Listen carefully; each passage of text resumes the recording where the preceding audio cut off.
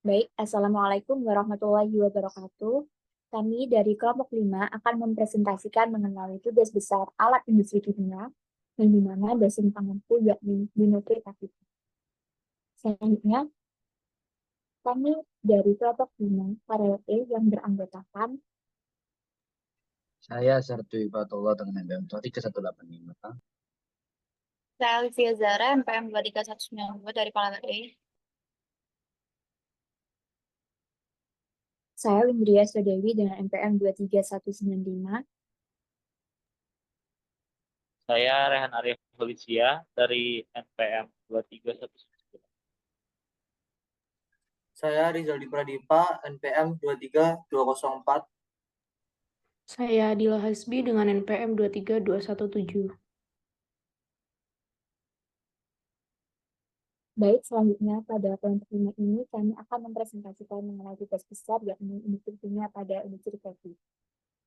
Yang pertama, pastinya pada perancangan tugas besar ini, kita mendasari dengan latar belakang terlebih dahulu. Nah, latar belakang yang mendahului dari tugas besar yakni industri kopi ini menjadi sektor penting dalam ekonomi global dengan permintaan yang terus meningkat. Nah, teknologi dan peralatan industri kimia berperan penting dalam pengolahan kopi, menjaga kualitas, keamanan, dan keberlanjutan pada produk. Selanjutnya, pada proses pengolahan, penggunaan mesin pengering, pemisahan, pemilik, serta teknologi mutakhir seperti reaktor dan kolom pemisahan untuk meningkatkan efisiensi. Pemahaman kimia dalam proses fermentasi dan karboninasi membantu produsen mengontrol kualitas akhir kopi. Inovasi alat kimia yang ramah lingkungan juga mendukung keberlanjutan dan daya saing pada industri kopi di pasar global. Selanjutnya, pada industri kopi ini yang melatar belakangi, yakni kita akan memunculkan rumusan masalah, yang dimana rumusan masalah yang pertama yakni bagaimana sih tahapan-tahapan proses industri kopi mulai dari bahan baku sampai produk akhir. Kemudian yang kedua, bagaimana prinsip kerja dari masing-masing alat industri kimia. Kemudian yang ketiga, apa fungsi dari masing-masing alat industri kopi. Kemudian yang keempat, apa alasan pemilihan masing-masing alat industri kopi tersebut. Yang kelima, apa faktor-faktor yang mempengaruhi proses masing-masing alat industri kopi. Dan yang keenam, apa kelebihan dan kekurangan masing-masing alat industri kopi. Nah, dari rumusan masalah yang telah didasarkan dari latar belakang, kemudian dilanjutkan dengan tujuan. Nah, tujuan pada tugas besar industri kopi ini yang pertama, untuk mengetahui tahapan-tahapan proses industri kopi mulai dari bahan baku sampai produk akhir. Kemudian yang kedua, untuk mengetahui alat yang digunakan dalam kopi. Kemudian yang ketiga, untuk mengetahui fungsi dari alat yang digunakan dalam proses pembuatan kopi.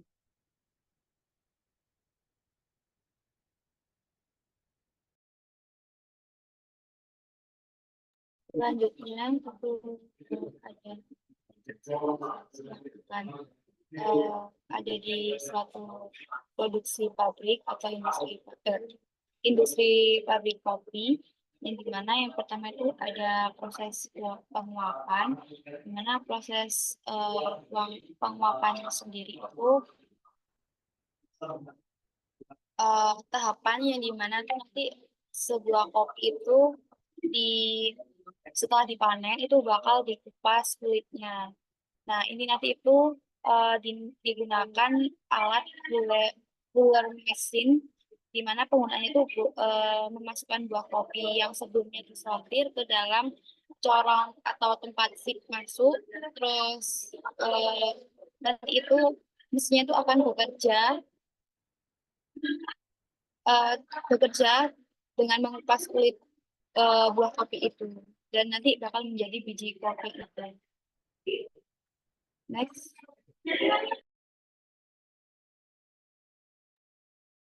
Setelah ada penguapas itu ada proses pencucian, di mana nanti itu biji kopi sendiri nanti itu dicuci menggunakan mesin yang namanya itu coffee washer mesin, dimana itu ada perendaman sama pencucian, dimana nanti tujuannya itu membersihkan biji-biji kopi dari kotor-kotoran yang setelah dikupas tadi.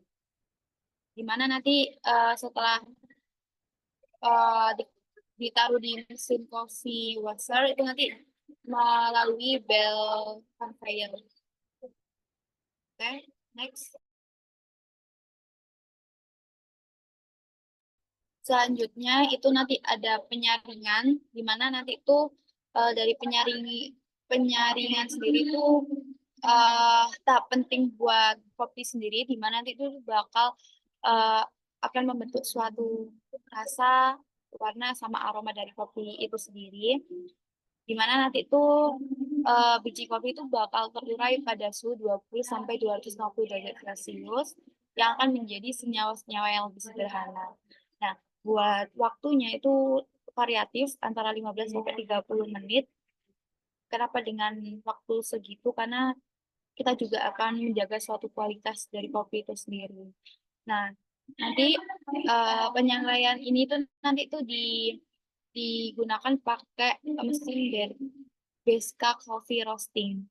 Nah, itu nanti kapasitasnya itu antara 30 sampai 240 kg gitu. Dan untuk nanti itu suhunya itu kita akan menggunakan 3 kategori yang dimana itu ada light roast itu di antara suhu 193 sampai 199 derajat Celcius, dimana nanti itu bisa menghilangkan kadar air hingga 3 sampai 5%. Terus ada medium roast itu di suhu 204 derajat Celcius. Nanti itu kadar air yang bakal dihilangkan itu 8 sampai 14 derajat Celcius. 5 sampai 8%. Terus yang terakhir itu ada dark roast. Terus selanjutnya itu ada Oke, next aja, next.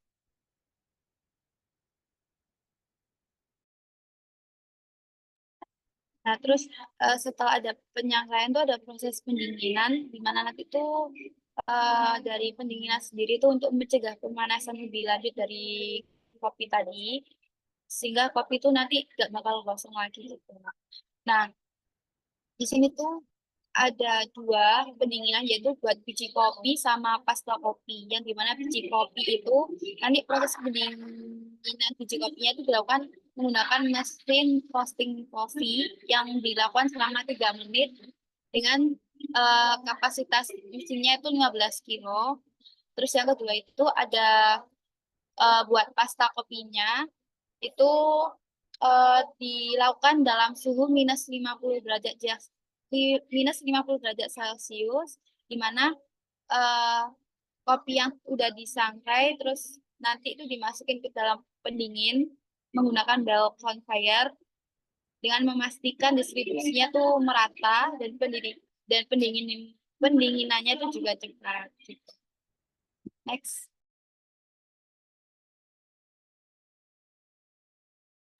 Selanjutnya itu ada size reduction, di mana ini tuh digunakan untuk mengurangi atau mengubah ukuran partikel bahan gitu dengan cara penggilingan, penghancuran atau pemotongan. Nah, dalam industri kopi itu adanya tuh penggilingan biji kopi menjadi bubuk halus. Dan ada 2 tahap buat size reduction-nya. Yang pertama itu yang tahap pertama itu pengecilan ukuran, di mana itu didinginkan hasil penggilingan yang sedikit kasar dan seragam. Terus nanti itu mencapai untuk kopinya itu udah dibekerja sesuai yang kita inginkan, itu masuk hammer mill dengan ukurannya tuh kurang dari 50 mm. Terus tadi outputnya nanti itu bakal jadi 0,6 sampai 2 mm dengan kapasitasnya dari hammer mill sendiri 2 sampai 10 ton. Nah, untuk tahap kedua itu pengecilan ukuran dengan kekasaran yang halus dan seragam. Nah, menggunakan disc mill dengan kapasitas optimum antara 30 kilo per jam sampai 73 kilo per jam, di mana dari 79,12% bubuk kopinya tuh ukurannya itu bakal 0,074 sampai 0,09 mm dengan menggunakan ayakan sebesar 2 mesh. Next. Selanjutnya itu ada proses ekstraksi, di mana itu nanti proses pemindahan suatu zat atau solid dari larutan asal atau padatan ke dalam pelarut tertentu. Nah, ini tuh buat memisahkan perbedaan kelarutannya. Memisahkan berdasarkan kelarutannya. Nah, dari ekstraksi sendiri itu dibagi menjadi dua, yaitu ada licik atau padat cair, terus ada yang cair-cair. Nah, ekstrak padat cair atau licik itu tuh proses pemisahan solid daripada yang tidak larut yang disebut inert. Nah, sedangkan buat ekstraksi sendiri itu dilakukan pada suhu 80 derajat Celcius, di mana kafein sendiri itu bakal meningkat dengan pemanasan dan pelarutan yang digunakan dengan air panas. Terus meskipun si kafein ini tuh pelarut kafein ini kelarutannya di suhu 100 derajat Celcius, tapi kita gunakan 80 derajat Celcius agar aromanya tuh bakal meningkat signifikan gitu. Oke, next.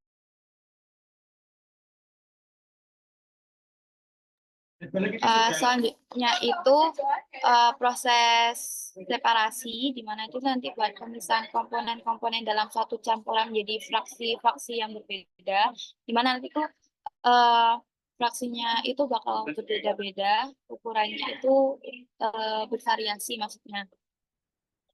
Terus separasi ini tuh didasarkan pada densitas dan pengaruh gaya gravitasi, di mana nanti itu ada dua jenis. Yang pertama itu separasi mekanis sama kimia. Nah, yang mekanis itu bakal melibatkan sifat ukuran, bentuk, berat jenis, sama sifat listrik dan magnet. Nah, sedangkan buat yang mekanis itu sering digunakan, alatnya itu biasanya digunakan separator vertikal dua fase, yang dimana tuh alat itu tuh bakal bisa memisahkan dua fase dari satu campuran. Misalnya tuh kayak minyak dan air gitu.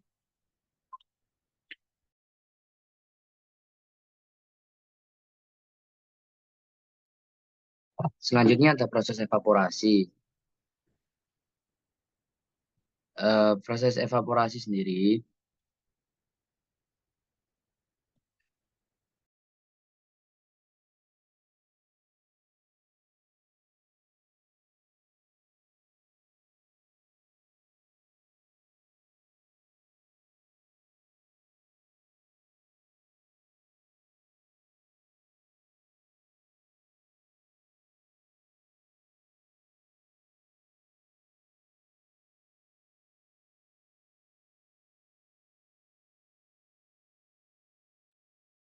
evaporasi atau penguapan adalah suatu proses yang dimana fluida beralih dari bentuk cair menjadi uap, yaitu yang dimana proses ini digunakan untuk memisahkan pelarut dari larutan yang lebih pekat. Untuk mencapai penguapan yang optimal, diperlukan perpindahan panas yang memadai, pemisahan uap dan cairan yang efisien, penggunaan energi secara efisien, serta pelakuan yang terhadap produk pada kopi. Evaporasi terjadi ketika air yang terkandung di dalamnya menguap akibat pemanasan. Proses ini dapat berlangsung pada selama pembuatan kopi, baik saat biji kopi disangrai maupun ketika air panas dituangkan ke dalam bubuk kopi. Evaporasi berperan dalam melepaskan aroma dan zat-zat kimia yang berkontribusi pada rasa kopi. Next.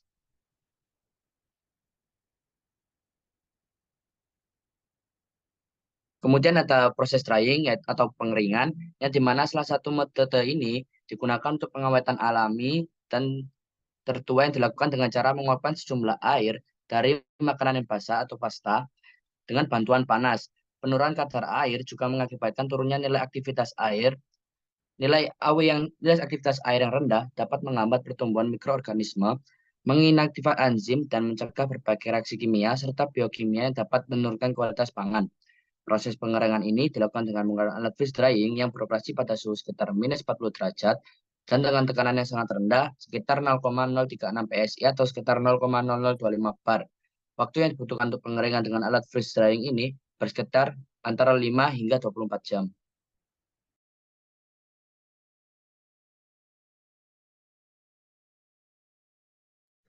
Yang selanjutnya ada alasan pemilihan alat industri kopi. Next.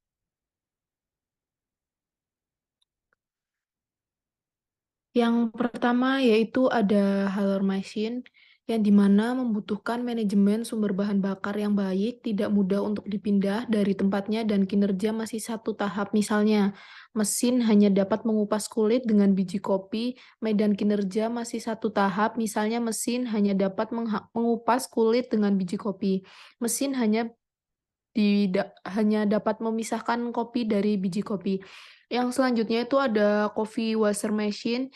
Alasan pemilihan alat ini yaitu karena pencucian biji kopi dapat dilakukan dengan skala besar seperti industri.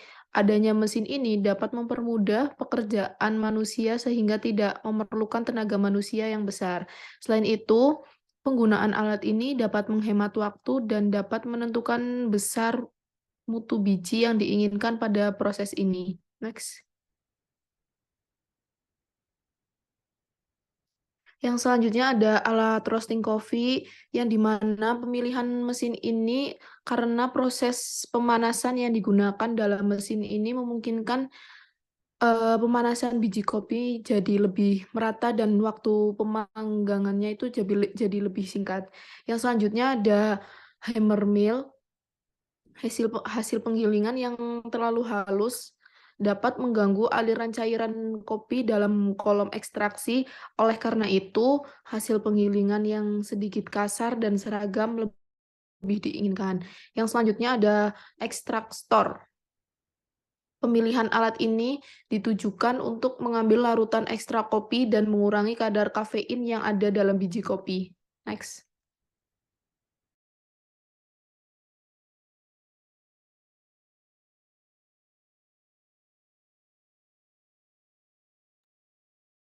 Next, baik, dilanjutkan oleh saya. Baik, terima kasih atas kesempatan kali ini. Separator dua vertikal fase ini di pemilihan alat ini bertujuan untuk memisahkan ekstrak kopi dari air residue setelah proses ekstraksi selesai dilakukan. Kemudian ada vakum separator. Vakum separator ini pemilihan bertujuan untuk memaksimalkan efisiensi kandungan padatan ekstrak sebelum freeze drying. Mengingat ekstrak kopi adalah produk yang sensitif terhadap suhu. Dengan suhu rendah dan kondisi vakum, proses pengolahan dapat dilakukan tanpa mengurangi kualitas kopi. Lalu ada dismill. Dismill ini digunakan karena ada penggilingan disk. Adalah proses yang berlangsung secara berkelanjutan. Pemilihan dismill ini dilakukan karena alat ini memiliki efisiensi yang tinggi dalam menghasilkan produk berupa tepung atau serbuk. Next.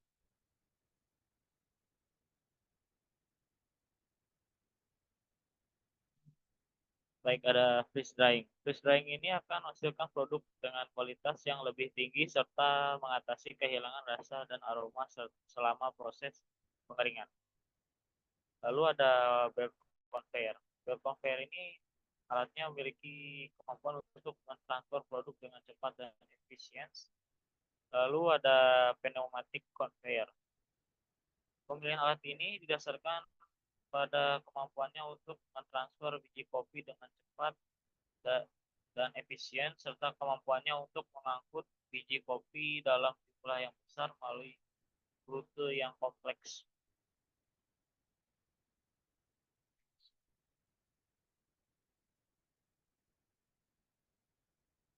Baik, selanjutnya ada alat yang digunakan dalam industri kopi.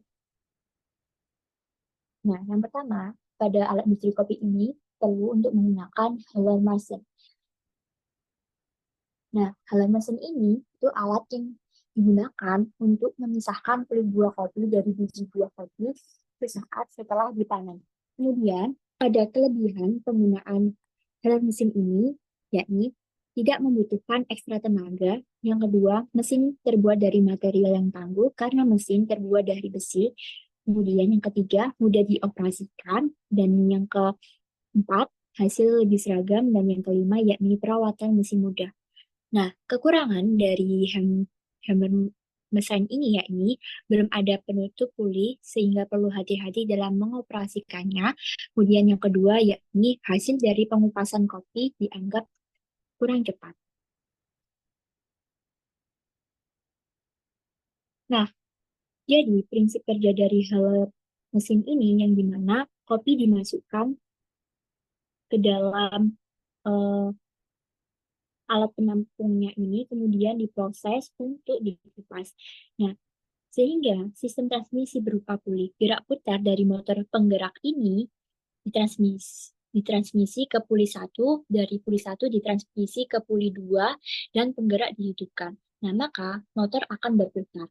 Kemudian, putaran tersebut ditransmisikan oleh V-belt untuk menggerakkan poros 7. Jika poros pengupas telah berputar, nah maka kopi itu siap untuk dimasukkan ke dalam bak penampungnya, di mana buah kopi itu akan ditampung dalam bak penampung, akan disalurkan dalam pintu masuk kopi menuju pengupas, dan kopi pun akan terkelupas. Nah, jadi ketika kopi ini dituangkan ke dalam bak penampung, maka akan terjadi transmisi ke puli 1 dan puli 2. Nah, transmisi ini terjadi ketika motor ini digerakkan.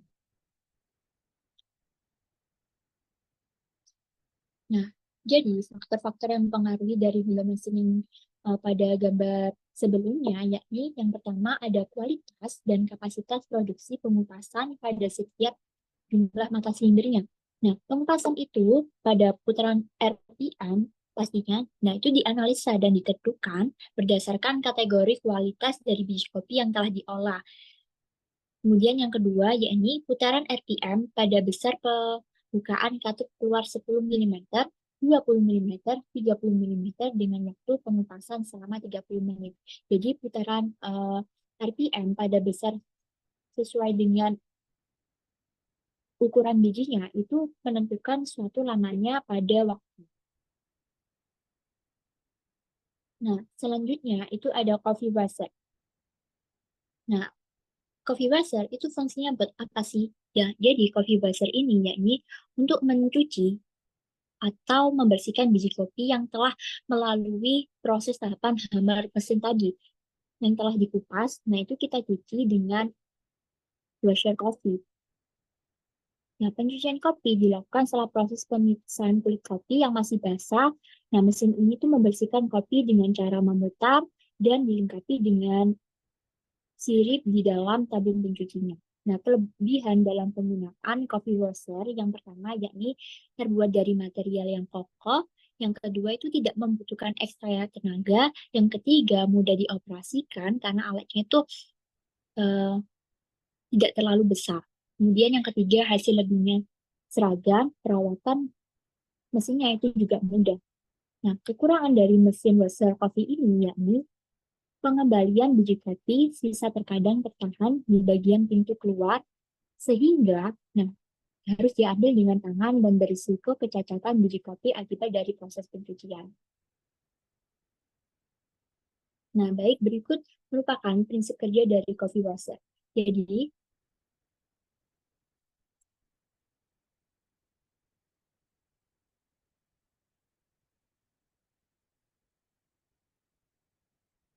pada prinsip kerja alat pencucian pada coffee roaster, yakni sebuah silinder yang tertutup yang seperti pada gambar di atas ini.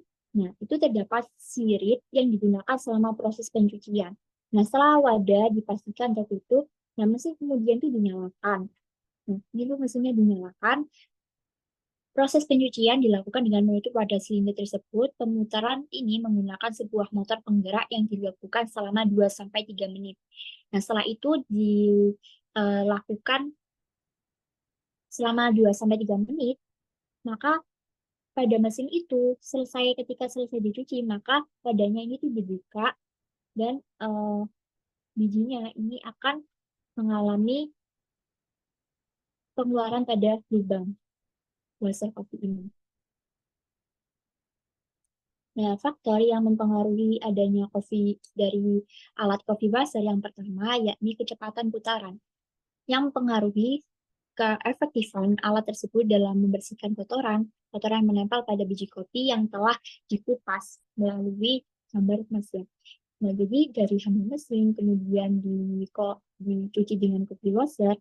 Nah, semakin tinggi kecepatan pada putaran coffee washer itu, maka semakin cepat pula sirip dalam tabung untuk membersihkan kotoran biji tersebut.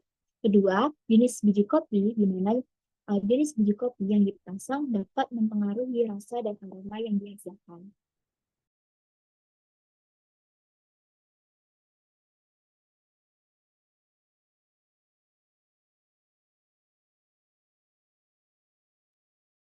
Baik, selanjutnya oleh saya, coffee roasting. Next. Pemilihan coffee roasting, pemilihan alat pada coffee roasting ini bisa lihat dari fungsinya, yaitu mesin roasting kopi ini merupakan sebuah mesin yang digunakan untuk menyangrai biji kopi agar matang. Proses ini dalam tahapan menentukan aroma dan cita rasa khas kopi dengan metode pemanasan biji. Nah, kelebihannya kopi roasting ini dalam pemanasan, pemilihan pemanas, yaitu ban heater yang mempunyai kelebihan antara lain adalah suhu operasi yang tinggi, pemanasan yang cepat, lalu ramah lingkungan, bahkan dan pemanasan yang akurat, dapat mengatur sistem kontrol. Kekurangan dari coffee roasting ini adalah biaya mesin yang mahal dan penggunaan daya yang listrik yang besar. Next.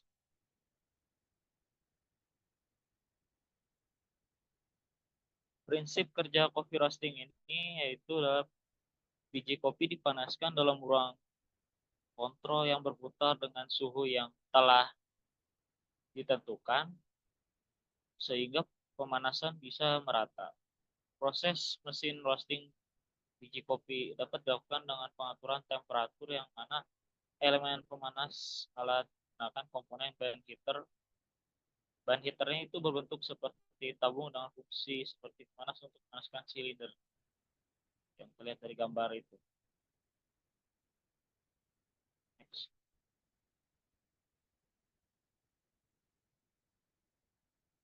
Lalu ada faktor-faktor yang mempengaruhi coffee roasting. Yang pertama itu adalah kapasitas produksi, di mana kapasitas produksi alat BSK Coffee Roaster ini dapat mempengaruhi jumlah biji kopi yang dapat dipanggang dalam satu waktu. Yang kedua adalah suhu dan waktu dipanggang, di mana suhu dan waktu panggang dapat mempengaruhi tingkat kematangan biji kopi dan rasa serta aroma yang dihasilkan. Yang ketiga yaitu jenis biji kopi, di mana jenis biji kopi yang dipanggang dapat mempengaruhi rasa dan aroma yang dihasilkan.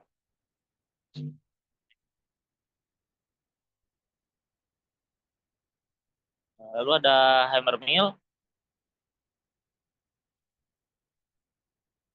Pemilihan hammer mill ini ada fungsi, yaitu fungsinya adalah sebuah mesin penggiling yang menggunakan palu atau martil berputar untuk menghancurkan material menjadi partikel yang lebih kecil.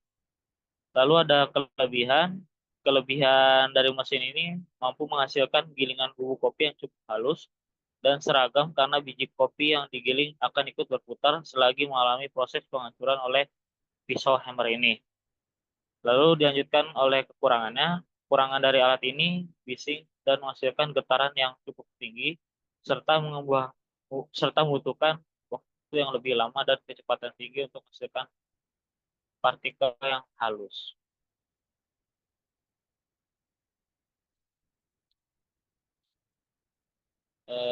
Prinsip kerja dari hammer mill ini, penggilingan terjadi karena tumbukan antara bahan dan hammer mill yang berputar dalam hammer mill. Setelah dihancurkan, bahan dipotong dengan kecepatan yang tinggi sehingga menjadi lebih kecil. Bahan yang telah diproses akan keluar sesuai ukuran saringan. Sedangkan bahan yang masih besar akan diproses ulang hingga ukuran yang sesuai ukuran diinginkannya.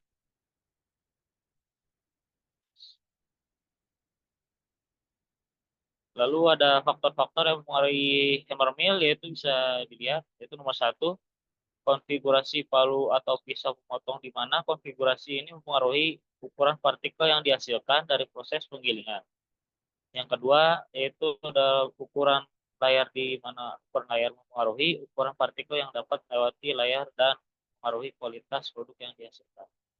Yang ketiga, tekanan vakum, di mana tekanan vakum yang diterapkan pada saat ini, vakum evaporator, mempengaruhi efisiensi proses evaporasi dan kualitas produk yang dihasilkan. Next. Lalu ada ekstraktor.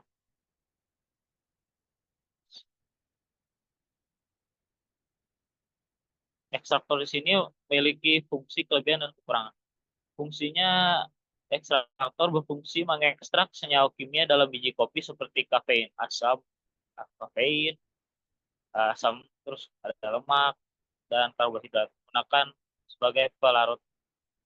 Proses ini menghasilkan air kopi yang kaya senyawa, lalu memberikan rasa dan aroma khas. Ekstraksi dilakukan juga untuk melalui metode perkolasi dingin dan ekstraksi panas. Lalu ada kelebihannya, memiliki kapasitas yang besar sehingga dapat meningkatkan efisiensi produksi berbahan stainless steel dan dapat digunakan untuk beberapa jenis ekstraksi. Kemudian ada kekurangan menggunakan sistem operasi, yaitu batch dan pemanasan rendah sehingga hanya cocok untuk material tertentu. Next.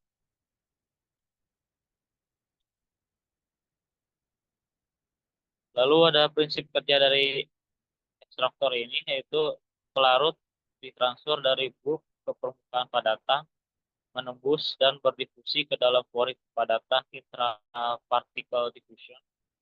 Zat terlarut dalam padatan larut ke pelarut karena perbedaan konsentrasi kemudian berdifusi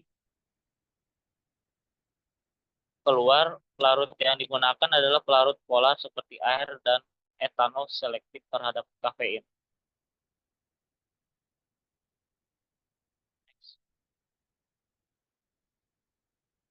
Lalu ada faktor-faktor yang mempengaruhi ekstraksi ini.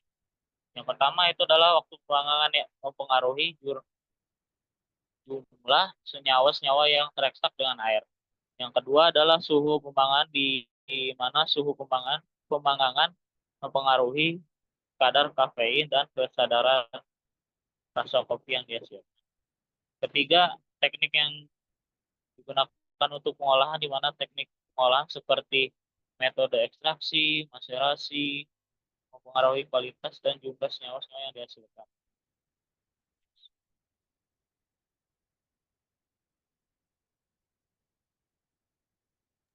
Baik, berikutnya separator partikel dua fasa.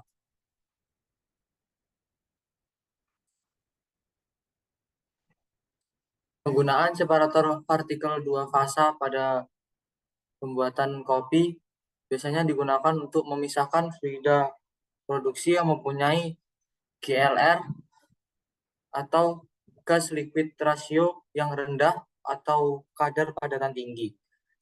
Separator ini mudah dibersihkan serta mempunyai kapasitas cair dan gas yang besar.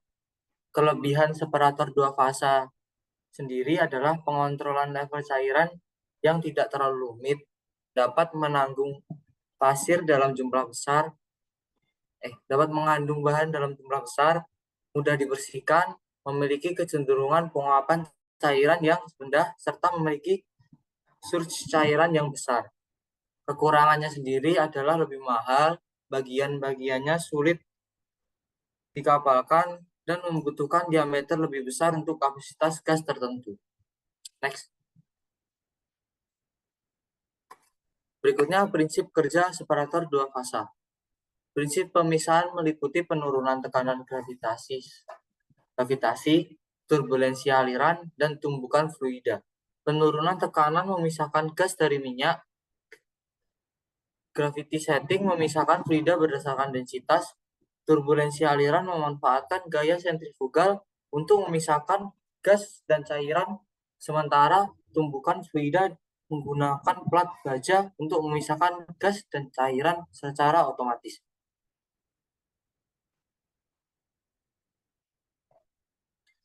Faktor-faktor yang mempengaruhi dalam separator vertikal dua fasa yaitu yang pertama, diameter separator ini mempengaruhi pemisahan antara fase cairan dan fase gas. Rasio gas atau cairan mempengaruhi pemisahan dalam separator vertikal dua fasa. Yang ketiga, kecepatan fluida mempengaruhi pemisahan dalam separator.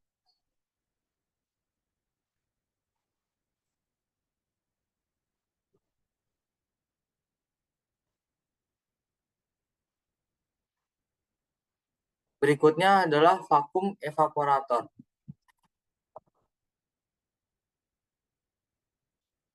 Vakum evaporator sendiri digunakan pada pembuatan kopi untuk memisahkan pelarut guna menghasilkan ekstrak dengan konsentrasi yang lebih pekat, mengurangi volume cairan, dan menurunkan aktivitas air untuk produk sensitif suhu seperti ekstrak kopi. Kelebihannya, proses evaporasi pada suhu dan tekanan yang rendah dapat mengurangi waktu dan biaya produksi, menjaga kualitas produk dengan mempertahankan nutrisi dan rasa, serta mengurangi resiko kerusakan akibat paparan oksigen dan cahaya. Kekurangannya, alat ini memiliki biaya investasi awal yang tinggi, membutuhkan perawatan intensif, dan memerlukan keahlian khusus karena proses evaporasi pada tekanan vakum beresiko jika tidak ditangani dengan benar. Next. Prinsip kerja vakum evaporasi sendiri dapat dilihat pada gambar. Prinsip kerja dari mesin vakum evaporator sendiri mengurangi kadar air dengan pemanasan secara tidak langsung. Dengan suhu yang rendah dan kondisi yang vakum, proses pengolahan dapat dilakukan tanpa mengurangi kualitas kopi dari produk tersebut. Cara alat ini melakukan pemanasan tidak langsung pada suatu produk adalah dengan pemanfaatan air sebagai penghantar panas.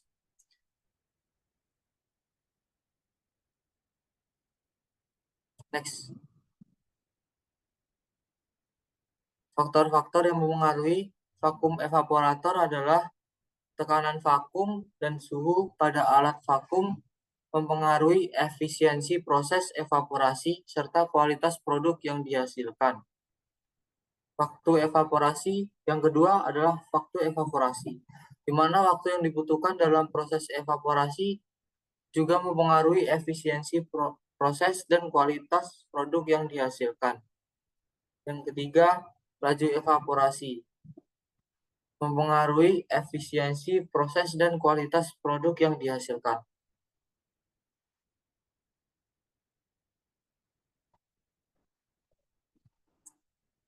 Alat yang digunakan berikutnya adalah disc mill. Disc mill digunakan pada pembuatan kopi sebagai penumbuk kopi dengan menggunakan pisau balok yang diam untuk menekan kopi sehingga kopi dapat menjadi tepung yang berkualitas baik atau halus. Alat ini memiliki kelebihan efisiensi yang tinggi dalam menghasilkan produk yang lebih halus dibandingkan hammer, menghasilkan output yang homogen, dan memungkinkan pengaturan ukuran partikel. Kekurangannya sendiri adalah kurang efektif menggiling bahan lembab, sering meninggalkan sisa penggilingan di dinding penutup, dan terkadang menghasilkan panas yang berlebih.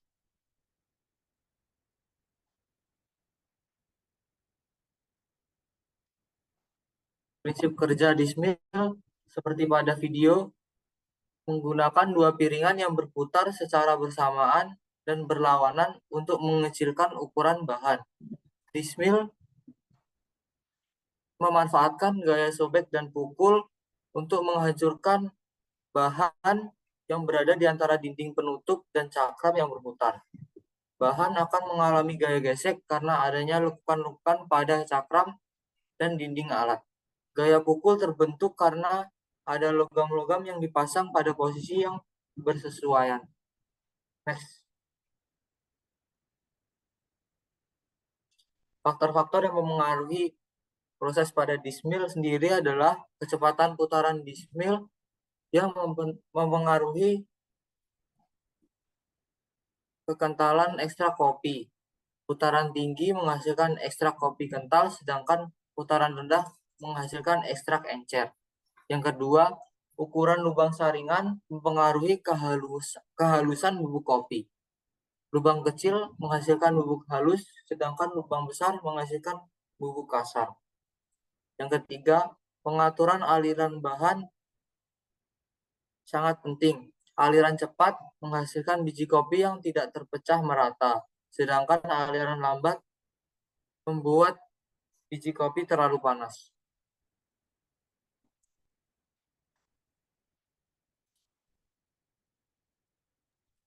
Baik, selanjutnya akan dilanjutkan oleh saya, yaitu ada freeze dryer. Next.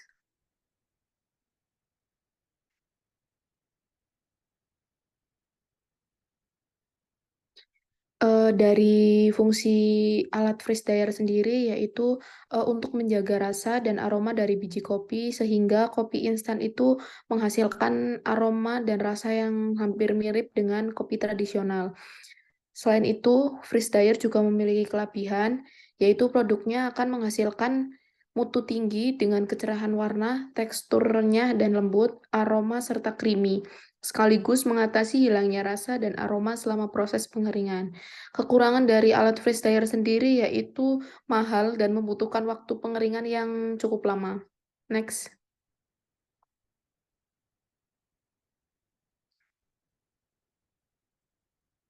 Selanjutnya ada prinsip kerja dari freeze dryer. Prinsip kerja freeze dryer ini berlangsung pada suhu dan tekanan yang sangat rendah sekitar 0,036 PSI. Pada kondisi ini bahan akan membeku, kemudian suhu alat dinaikkan secara kontrol mencapai 38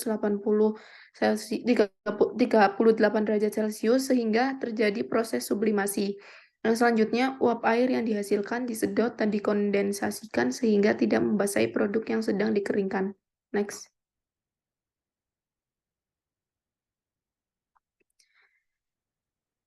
Selanjutnya ada prinsip kerja dari freeze dryer sendiri. Prinsip kerja freeze dryer yaitu berlangsung pada suhu dan tekanan yang sangat rendah sekitar 0,036 PSI. Pada kondisi ini bahan akan membeku, kemudian suhu alat dinaikkan secara terkontrol mencapai 38 derajat Celcius sehingga terjadi proses sublimasi. Selanjutnya uap air yang dihasilkan disedot dan dikondensasikan sehingga tidak membasahi produk yang sedang dikeringkan. Bisa dilihat pada video di sebelahnya ya.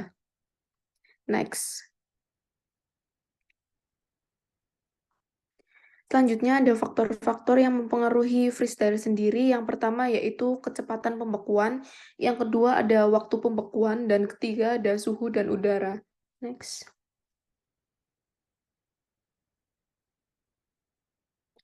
Selanjutnya ada alat belt conveyor. Pada alat belt conveyor sendiri memiliki fungsi yaitu sebagai pengangkut hasil ekstrak yang telah dievaporasi menuju ke ruang pembeku yang kemudian ke cess reduction atau dice mill. Lalu ada kelebihan dari alat belt conveyor yaitu alat ini memerlukan daya kecil untuk menekan biaya operasi, lalu tidak mengganggu lingkungan karena kebisingan dan polusi rendah, serta membutuhkan sedikit ruang sehingga mengurangi resiko kecelakaan saat memindahkan material. Kekurangan dari alat belt conveyor tersendiri yaitu kemiringan yang terbatas, dan sabuk yang peka terhadap pengaruh luar seperti kerusakan pada pinggir dan permukaan, serta potensi robek apabila akibat batu tajam dapat terjadi pada belt conveyor yang hanya dapat dipasang di jalur lurus. Next. Selanjutnya ada prinsip kerja pada belt conveyor, bisa dilihat pada video tersebut. Belt conveyor beroperasi dengan menggunakan motor sebagai penggerak utama yang terhubung dengan drum atau pulai, di mana belt yang menyelubungi drum bergerak seiring putaran pulai sesuai kapasitas dan jarak angkut material. Motor head berfungsi sebagai penggerak utama, sementara tail berada di ujung unit, sehingga belt conveyor dapat memindahkan material satuan maupun bulk mengikuti putaran drum yang dikembalikan oleh motor. Next.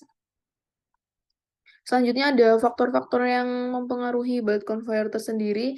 Yang pertama yaitu panjang conveyor sangat dipengaruhi oleh material angkut yang dibawa, baik jenis, ukuran, densitas, maupun koefisien geseknya.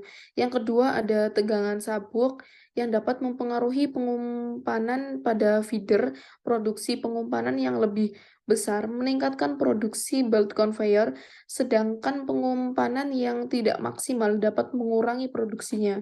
Yang ketiga yaitu ada kapasitas muatan bergantung pada kemiringan belt. Semakin besar kemiringan, maka semakin sedikit material yang dapat diangkut, dan sudut kemiringan yang mampu diangkut bervariasi sesuai sifat dan bentuk benda. Next. Yang selanjutnya ada alat pneumatik conveyor.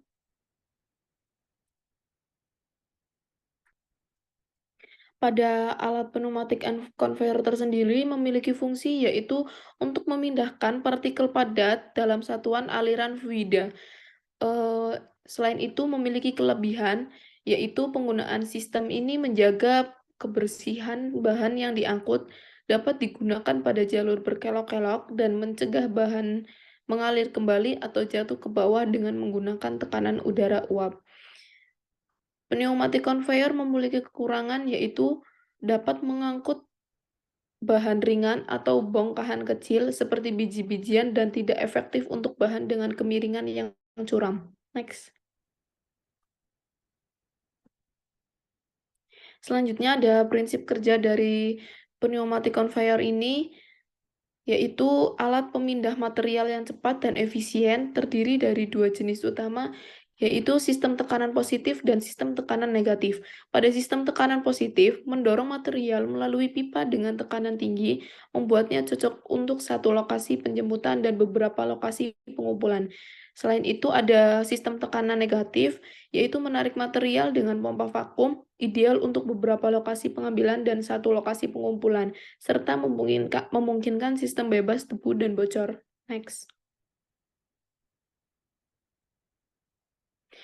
Pneumatic conveyor sendiri memiliki beberapa faktor-faktor yang mempengaruhi, diantaranya yaitu yang pertama kapasitas, di mana kapasitas alat pneumatic conveyor harus sesuai dengan kebutuhan industri kopi, termasuk volume biji kopi yang akan dipindahkan. Selanjutnya ada pneumatic conveyor sangat cocok untuk pemindahan material yang memerlukan sanitasi tinggi, seperti dalam industri kopi karena material yang dipindahkan tertutup rapat dalam pipa tanpa kehilangan. Yang ketiga ada dalam memilih pneumatic conveyor untuk industri kopi, biaya pemeliharaan, keandalan dalam mengangkut berbagai jenis material, dan kecocokan untuk pemindahan material dalam kondisi sanitasi tinggi adalah faktor penting yang perlu dipertimbangkan.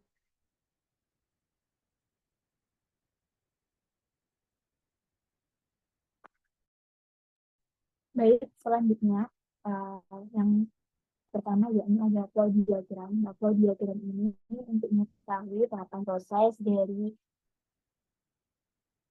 biji kopi yang akan diolah menjadi feed dan akan diolah menjadi produk.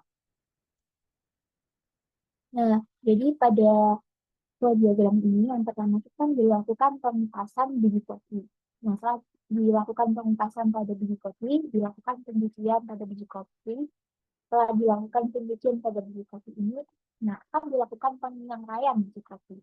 Nah, selanjutnya pada penyangkaian akan dilakukan pendinginan biji kopi. Setelah didinginkan, maka dilanjutkan untuk pendinginan pada biji kopi, kemudian dilanjutkan penggilingan biji kopi, dan dilanjutkan ekstrak pada penggilingan biji kopi yang dihasilkan tadi, kemudian diuapkan dan dilakukan pengiriman. Nah, berdasarkan pelaporan hasil analisis dan perancangan alat sederhana pada industri kopi, artinya dalam industri kopi membutuhkan screening dan sieving. Nah, screening dan sieving ini digunakan untuk memisahkan suatu material yang berdasarkan ukuran partikelnya. Nah, pada screening dan sieving ini menghitung dalam hubungan rata-rata antara ukuran partikel dan fraksi massanya. Nah, MES ada yang baris pertama ini yaitu menggunakan Menkes 19 yang artinya yakni peaknya dimulai dari 8 dan redaknya itu dimulai dari 119. Yang dimana negatif ini artinya bahwa partikel lolos dari suatu MES ukuran tersebut. Nah, kita menghitung dari average size, ini kita diperoleh dari aperture MES dari 8 dan aperture dari 14. Nah, setelah kita menghitung dari average size, selanjutnya dibagi 2. Jadi total dari aperture dari MES 8 dan aperture 14 ini kemudian dibagi 2 dihasilkan yaitu 1,765.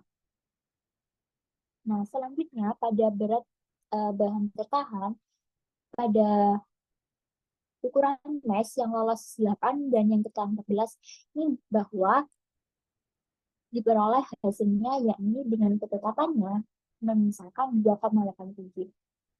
Dan untuk fraksi massanya ini diperoleh dari hasil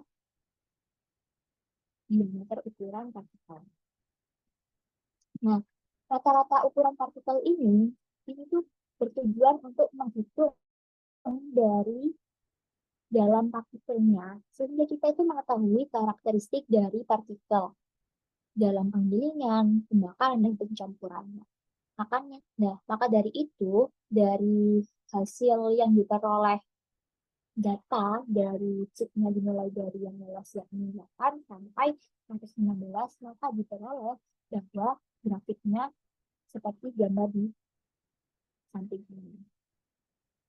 Nah, ini menunjukkan rata-rata ukuran partikel dengan satuan mikrometer dan fraksi berat bahan tertahannya.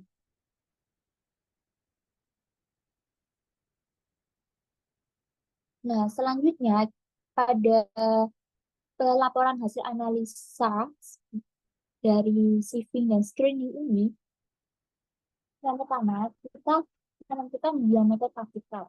Nah, penentuan diameter partikel yang pertama yakni sudah ada ketentuan dengan diameter ayakan dari MES yang pertama 0,263, kemudian MES yang kedua 0,221, yang ketiga 0,185, dan yang ketiga 0,131, yang keempat 0,03, kelima 0,93, dan yang wadah ini 0,01. Kemudian ada berat bahan tertahan. Nah, berat bahan tertahan ini diperoleh dari 2,87, 3,98, 5,2, dan kita totalkan dengan hasilnya yakni 24,2963. Kemudian kita menghitung dari fraksi bahan tertahan dengan rumusnya yakni bahan tertahan dibagi total dari berat bahan tertahannya. Nah, maka diperoleh 0,118124982. Nah, selanjutnya sampai dengan proses 1, 2, 3, 4, 5, 6, 7, 8. Dengan rumusnya yakni berat bahan tertahan dibagi dengan total bahan tertahan. Maka diperoleh fraksi dari berat bahan tertahannya yakni adalah 1. Yang selanjutnya pada kumulatif, kumulatif ini dari berat bahan tertahan ini kita tambahkan. Nah, kan berat bahan tertahan yang pertama ini kan 2,87. Kita kumulatifkan jadi 2,87 ditambah 2,394. maka dihasilkan 6,85 dan begitu pun seterusnya sampai dengan ini. Jadi total dari berat bahan kumulatif ini dihasilkan 24,2963. Nah, setelah itu dari berat bahan tertahan ini kita menghitung dari persen tertahan. Nah, persen tertahan yakni dari berat bahan tertahan dibagi total dikalikan 100%. Nah, maka dihasilkan 11,81%. Kemudian ada berat bahan tertahan lolos, yakni berat bahan lolos ini dihasilkan 21,4263, kemudian representasikan persen lolosnya yaitu 100% dikurangi dari berat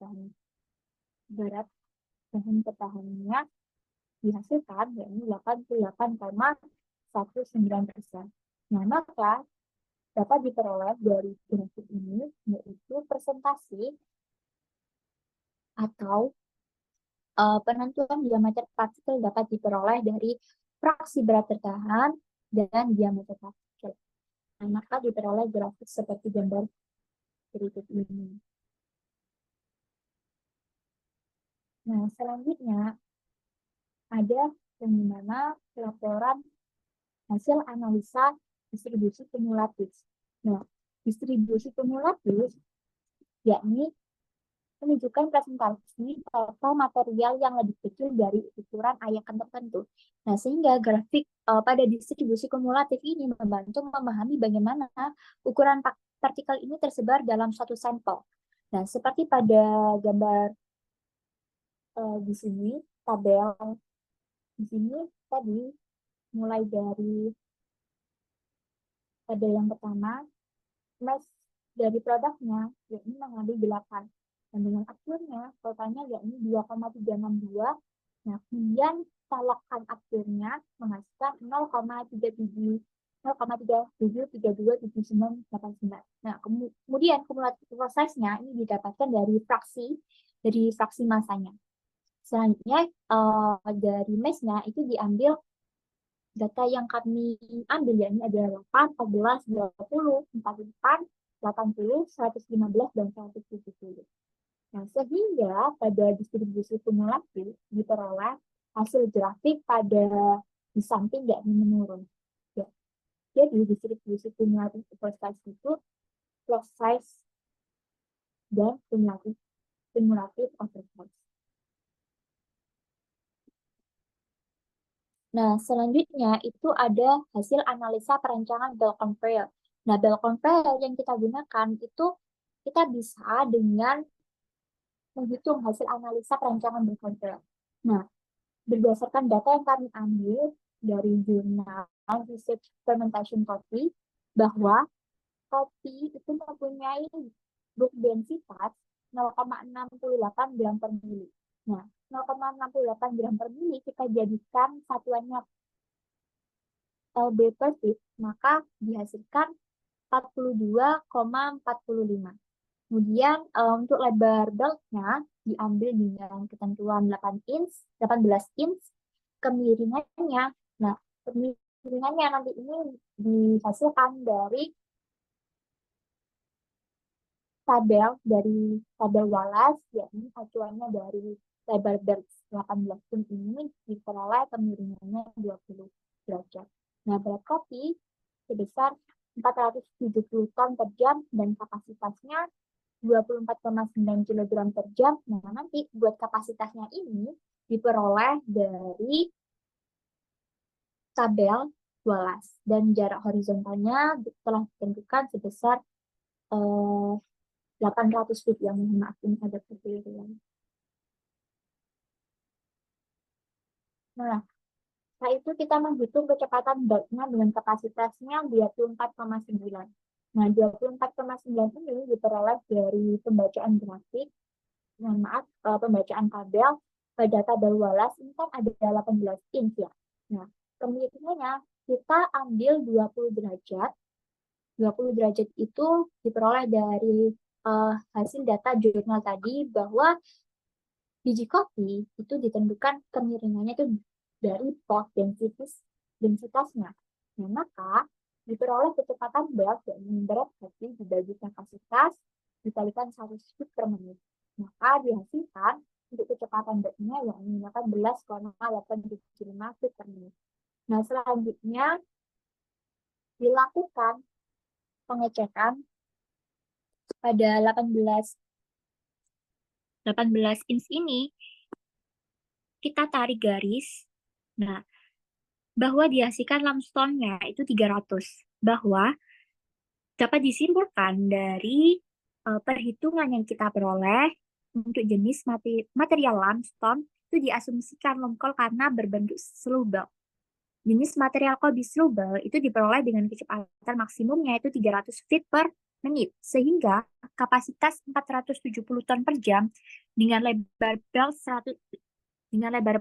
18 inch dengan kecepatan 18,875 feet per menit. Nah, kecepatan yang diperoleh dari perhitungan itu masih dalam range kecepatan maksimum. Kecepatan range maksimum 300 feet per menit. Nah, sehingga dapat disimpulkan bahwa dengan lebar bed 18 inch adalah memenuhi. Nah, selanjutnya kita menghitung panjang lintasan bel dengan kapasitasnya, yakni 470 ton per jam, dengan panjang horizontalnya, yakni 800 feet dibagi cos 5 derajat, dengan awalnya dari sudut awalnya itu diketahui bahwa 5 derajat. Maka dihasilkan 802,3. Kemudian ketinggian conveyor, yakni ketinggian conveyor kita bisa menghitung dari trigonometri ya teman-teman. Nah, jadi 800 feet dibagi 10, maka dihasilkan 70 feet. Nah, selanjutnya dari panjang conveyor dan ketinggian conveyor yang telah kita hitung, nah kita bisa menghitung daya yang dibutuhkan untuk menggerakkan motor belt conveyor. Nah, ini panjang horizontalnya dengan rumus 0,4 ditambahkan dari hasil panjang conveyor dibagi 300 dikali berat ya. Berat dari kopinya kan 470 ton dibagi 100. Sehingga dihasilkan 14,44 hour power HP-nya. Kemudian panjang vertikalnya dengan rumusan 0,01 kali H kali W dihasilkan hanya itu dari ketinggian conveyor dan W itu dari berat kopi, maka panjang vertikalnya 32,9 HP. Nah, selanjutnya kita menentukan panjang empty-ball conveyor bisa berdasarkan dari grafik conveyor ini. HP grafik diperoleh dari untuk length of conveyor feet tadi kan 800 feet. Dan untuk inch-nya itu kan 18 derajat. Nih, kita tarik 800 ditarik di 18 derajat. Maka HP-nya dihasilkan 2 ini. Nah, maka HP grafik itu 2 dikalikan 18,875 dibagi 100, maka dihasilkan 0,3375. Nah, sehingga dari panjang total, dari panjang horizontal, vertikal, dan PMT diperoleh sebesar 47,67 HP. Nah, jadi hasil analisa perancangan conveyor ini telah diperoleh. Hasil 47,67 HP. Baik, kesimpulan yang telah kami sampaikan dari presentasi, yakni yang pertama, proses atau tahapan yang terjadi dalam pembuatan kopi itu diawali dengan pengupasan biji kopi salah satunya. Nah, yang kedua, setelah pengupasan kita bisa melakukan dengan pencucian biji kopi. Setelah dilakukan pencucian biji kopi, dilakukan penyangkaian biji kopi. Setelah dilakukan penyangkaian, nah kita perlu untuk mendinginkan dari suhu panas ke suhu rendah. Nah, sehingga setelah didinginkan, kita melakukan pengecilan ukuran, ekstraksi, separasi, evaporasi, dan pengeringan. Selanjutnya, yang kedua, yakni alat yang digunakan pada industri kopi. Yang pertama ada hammer mill, roaster coffee, roasting coffee, hammer mill. kemudian ekstraktor, separator, vertikal 2 fase, vakum, evaporator, duct mill, freeze dryer, bell conveyor, dan pneumatic conveyor. Kemudian yang ketiga, yakni hammer mesin yang digunakan untuk penempasan biji kopi, pressure coffee untuk penyucian biji kopi, roasting untuk penyangrai biji kopi, kemudian hammer mill digunakan untuk mengecilkan ukuran kopi, kemudian kedua selanjutnya ekstraktor untuk mengekstrak kopi, separator vertikal 2 fase untuk separasi, vakum evaporator untuk mengevaporasi, kemudian freezer untuk mendinginkan. Selanjutnya ada alat dust mill untuk mengecilkan ukuran kopi. Kemudian ada freeze dryer untuk pengaringan. Dan selanjutnya ada bell conveyor untuk mengangkut pasta kopi. Dan yang terakhir yakni pneumatic conveyor untuk mengangkut biji kopi. Baik, terima kasih dari presentasi kelompok 5. Kami ucapkan wassalamualaikum warahmatullahi wabarakatuh. Dadah.